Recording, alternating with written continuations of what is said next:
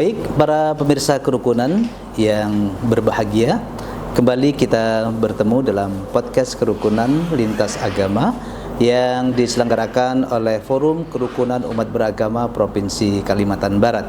Masih bersama Pak Resi kita, Pak Ida Sri Putu Dupa Bandem. Beliau adalah Ketua Parisada Hindu Provinsi Kalimantan Barat, yang kita sudah tahu lokasi rumah ibadahnya yang dinamakan Pura Giripati yang ada di Jalan Adi Sucipto. Nah, kalau saudara-saudara melewati Jalan Adi Sucipto, ketika dari Pontianak sebelah kanan, itulah rumah ibadah yang beliau asuh ataupun yang beliau bina bersama dengan para tokoh umat Hindu dan umat-umat Hindu yang ada di sana.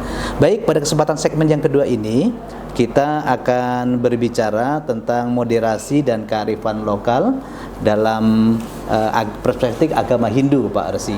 Nah, kira-kira menurut Pak Resi ini, kan di agama Hindu itu ada konsep yang namanya Madhyama dalam ajaran Hindu, dan mengapa ini penting di tengah keberagaman di Kalimantan Barat. Bagaimana kira-kira untuk penjelasannya itu, Pak Resi? Ya, makasih Kiai. Jadi Madhyama ini, Madhya itu, ya. Madhya itu tengah. Madhya itu tengah. Kita jalur tengah, jalur tengah. Tidak bisa diseret ke kanan, tidak bisa diseret ke kiri. Wasatiyah kalau dalam agama kita itu wasatiyah. Kita di tengah nih. Tengah-tengah. Tengah-tengah. Mengapa harus di tengah? Karena kita sadar betul di dalam suatu kehidupan berbangsa dan bernegara dan sebagai warga daerah pasti ada kelompok yang begini, ada kelompok begitu. Ada yang suka, ada yang tidak suka. Nah, bagaimana kita bisa berada di tengah-tengah? Gitu. Nah, kemudian kalau kita kaitkan dengan program pemerintah kan sudah sangat nyambung. Iya. Yaitu kita sekarang mengenal dengan istilah moderasi. Nah, itu kan tengah-tengah, di jalan tengah. Nggak ke kiri, nggak ke kanan. Ya, nggak bela ini, nggak bela itu. Kemudian intinya bagaimana kita bisa berada di tengah? Lakukan ajaran agama secara tepat dan benar. Inilah konsep Madhyama tadi. Kalau kita sudah ketarik ke kanan, apakah kepentingan apa ini? Oh iya. Apakah kepentingan politik? Apakah kepentingan yang pragmatis? Ini. Betul. Kemudian begitu kita masuk ke kanan, yang kiri pasti mengkritisi yang kanan. Betul. Nah, kalau kita di tengah, kita dari sini dapat asupan, dari sini asupan, kita tetap pada prinsip di tengah. Contoh, negara kita adalah sudah final. Ideologinya ada Pancasila. Nah, kalau perkembangan dunia kan jelas ada. Yeah. Paham kanan, paham kiri. Yeah. Nah, kalau kita ikut paham kanan, berarti kita akan menjadi Hindu yang radikal. Kalau ikut paham kiri, kita tidak bertuhan.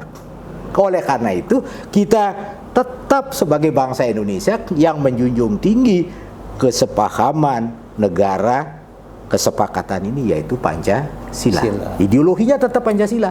Ajaran agamanya tetap kita melaksanakan konsep ajaran agama Hindu yang berdasarkan atas Pancasrada. Pancasrada. Percaya pada Tuhan, Brahman, percaya pada Atman, jiwa yang ada pada setiap makhluk hidup, percaya pada hukum karma pala, hukum sebab akibat. Yang keempat adalah punarbawa, yang disebut dengan reinkarnasi. Kemudian tujuan terakhir adalah mencapai moksa. Berarti konsep Madhyama ini konsep yang di mana ini ya? Madhyama ini kita kan bagaimana kita menjalankan. Misalnya konsep Brahman, kita percaya kepada Tuhan. Orang Hindu percaya pada Tuhan, dia harus didukung oleh prasarana untuk mencapai ketuhanannya itu. Yaitu harus ada pura. Iya. Umat Hindu tanpa pura, nah dia juga kurang lengkap. Tidak nyaman untuk beribadah. Iya, bagaimana kalau kita Muslim kan punya masjid. Kristen punya gereja, ya kan? Konghucu punya kelenteng atau lintang gitu. Kita harus punya pura. Nah, pura ini adalah sebagai tempat suci yang disucikan oleh umat Hindu untuk berhubungan antara manusia dengan Tuhan. Dengan Tuhan. Nah, kalau ini sampai tidak ada, nah ini bisa bergeser ini. Prinsip Madhyama bisa bergeser. Bisa bergeser. Bisa karena bergeser ketidakadaannya salah satu tadi itu. Iya. Karena kebutuhan pokok yang berkaitan dengan keyakinan tidak terpenuhi. Nah itu. Tapi mudah-mudahan ini tidak akan mungkin. Karena kita di Kalimantan Barat, kita Astungkara, jadi kalau Bapak tuh bilang alhamdulillah, kita sudah terpenuhi ini. Dan kita hubungan kita di Kalimantan Barat baik sesama antar umat beragama di Kalimantan Barat sangat baik. Kemudian PHDI Parisade ini dengan pemerintah juga sangat baik. Dari jajaran kepala daerah sampai yang menangani materi agama adalah Kementerian Agama. Dan hubungan sangat baik. Oleh karena itu kita tetap akan mendukung moderasi beragama dengan prinsip Madhyama itu. Oke, baik. Nah, Pak Resi, di Hindu itu kalau tidak salah itu ada yang namanya ajaran Trihita Karana. Nah, ini diterapkan oleh komunitas Hindu di Kalimantan Barat untuk mencapai kehidupan yang seimbang. Nah, ini maksudnya gimana ini, Pak? Jadi konsep ajaran Trihita Karana, Tri itu tiga. Hita, kebahagiaan. Tiga kebahagiaan. Karana penyebab. Ya, karana itu penyebab. Trihita Karana, tiga penyebab kebahagiaan itu. Yang pertama namanya Pariyangan. Pariyangan. Ya, Pariyangan. Pariyangan, iya. Jadi umat Hindu ini dia percaya kepada Tuhan, Ida Sang Hyang Widiwasa, dan dia sudah harus mempunyai tempat untuk menghubungkan itu yang disebut dengan pura. Pura tadi itu. Iya. Kemudian yang kedua adalah pawongan. Ya. Apa itu maksudnya itu? Hubungan manusia dengan manusia. Ngewongke. Bahasa Jawa itu ngewongke. Memanusiakan manusia. Iya. Jadi kita tidak melihat asal usul, tidak melihat kepercayaan, kemudian tidak melihat suku. Yang jelas dia adalah saudara kita. Iya. Siapapun dia, kita orangkan, kita manusiakan, kita wongkan. Kemudian yang ketiga adalah palemahan. Palemahan. Hubungan manusia dengan lingkungan hidup, lingkungan alam itu, alam semesta. Kalau kita sebutnya ekoteologi. Hubungan dengan alam, hubungan dengan hutan dan lain sebagainya, satwa itu. Satwa. Jadi bagaimana sehingga orang Hindu kalau ada yang melakukan perusakan terhadap lingkungan berarti dia tidak mengamalkan ajaran yang ketiga tadi.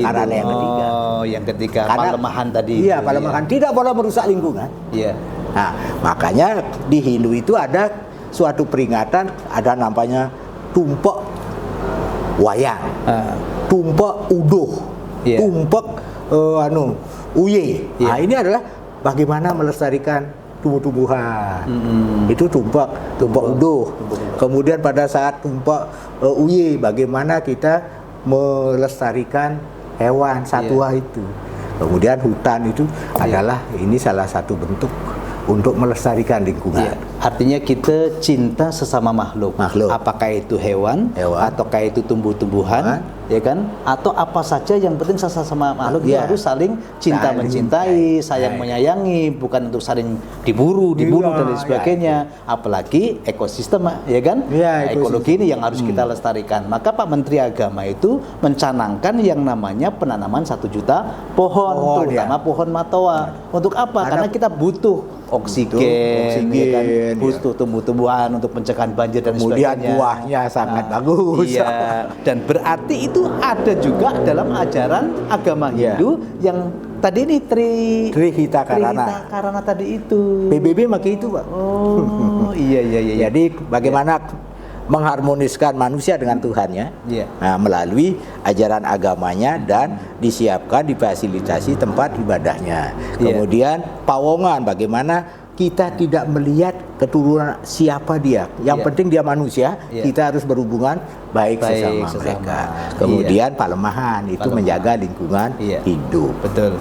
Pak Resi, nah kira-kira Pak Resi bisa enggak memberikan contoh yang tradisi Hindu ini kan di Kalimantan Barat itu ada namanya ada Nyepi. Bukan tradisi, apakah ini lebaran ke tradisi ke atau memang kalau kami kan ada hari raya Idul Adha, Fitri dan sebagainya. Nah, apa yang tadi itu disebut Nyepi, ada ritual adat ya yang mencerminkan kearifan lokal.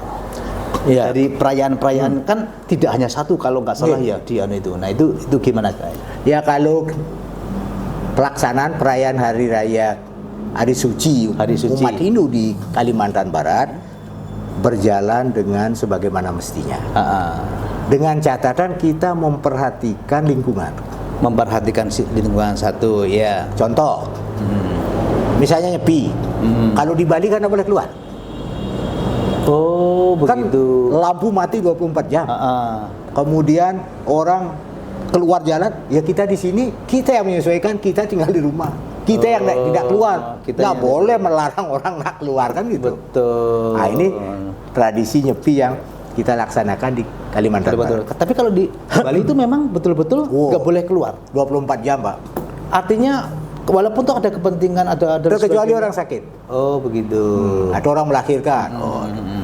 Lampu padam 24 jam, internet padam, bandara tidak beroperasi, pelabuhan juga gitu. Itu bagi umat Hindu. Tapi bagi yang lain yang tidak menyesuaikan.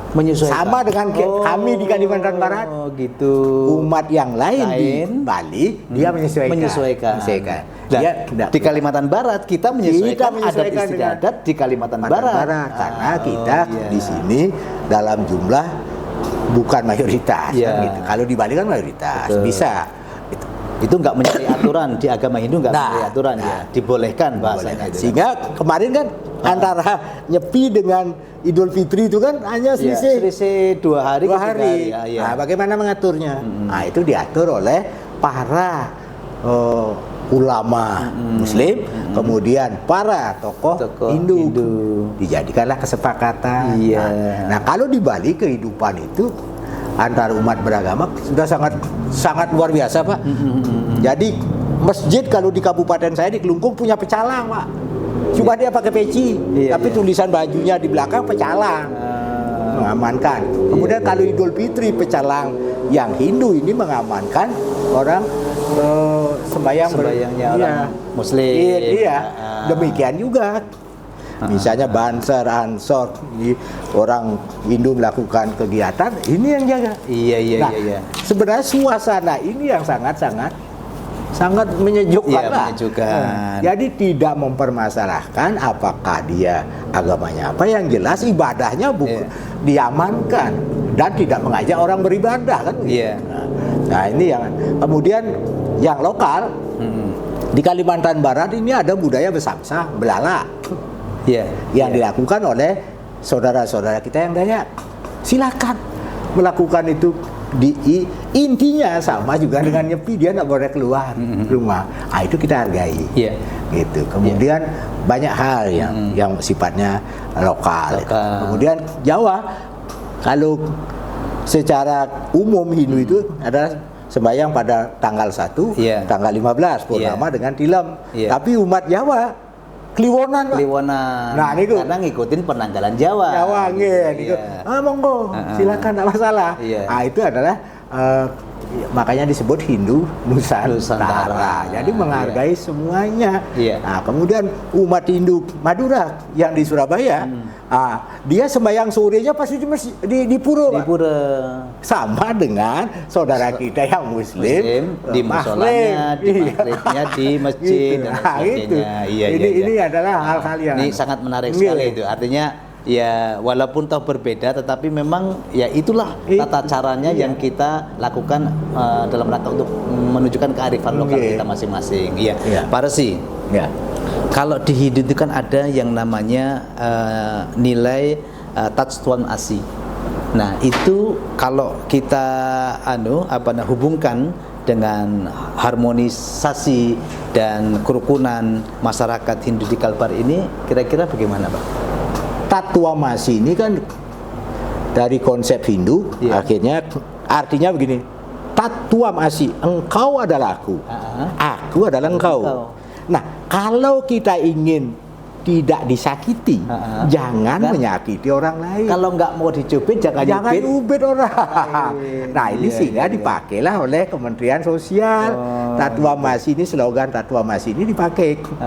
Konsep Hindu itu dipakai karena di sana banyak sekali orang-orang yang barangkali memerlukan sentuhan-sentuhan. Iya. Nah, akhirnya untuk bisa baik ini disentuh. Iya. Oh begitu. Jadi artinya jangan saling menyakiti satu di antara yang lain. Kalau nggak mau disakiti, ya kan? Bahasa kita juga jangan merugikan orang lain kalau tidak mau dirugikan. Iya. Kan begitu. Betul. Nah, konsepnya adalah mari kita saling bantu-membantu, saling tolong-menolong. Kan indah, daripada saling berkelahi, ya kan? saling ancam, kemudian saling merugikan orang lain. Ya, tadi itu bahasa Pak Resi tadi itu kan, kalau nggak mau sakit jangan nyakit orang. Kalau nggak mau dicubit jangan nyubit orang. Kan begitu lah. Ini kan kadang-kadang sikut kanan, sikut kiri dan sebagainya. Itu yang buat hal. Iya, karena kepingin menduduki satu tujuan. Iya. Kawan disikut, kawan di itulah pragmatis. Nah, itu yang tidak kita inginkan. Oleh karenanya, mari kita sama-sama, boleh kita mempunyai cita-cita yang setinggi langit bahasanya, tapi sebagaimana air mengalir. Jangan nyikut kanan, nyikut kiri, tapi gunakanlah hal-hal yang positif sehingga apa yang akan dituju bisa berjalan dengan baik sesuai dengan ridho Tuhan, ya, Sang Hyang Widi, ridho ilahi dan lain sebagainya. Baik para pemirsa yang budiman, dimanapun saja kita berada, terutama adalah para aktor kerukunan di mana kita ada. Alhamdulillah tadi itu sudah banyak kita berbincang-bincang dengan Pak Resi kita, Pak Putu Dupa Bandem, yang menyampaikan tentang konsep-konsep ajaran agama Hindu yang nilainya ada sangat luar biasa. Artinya walaupun berbeda kita agama, tetapi tujuannya tetap satu. Bagaimana kita untuk bisa berdamai, bagaimana kita bisa untuk saling menghormati, saling menghargai, tidak saling menyakiti dan lain sebagainya. Oleh karenanya, apa yang disampaikan oleh beliau mari kita petik bersama. Mudah-mudahan kita bisa untuk menjalani kehidupan ini dengan sebaik-baiknya. Kita tunggu segmen yang selanjutnya, masih bersama dengan Pak Resi Putu Dupa Bandem yang menjadi narasumber kita pada kesempatan hari ini. Terima kasih.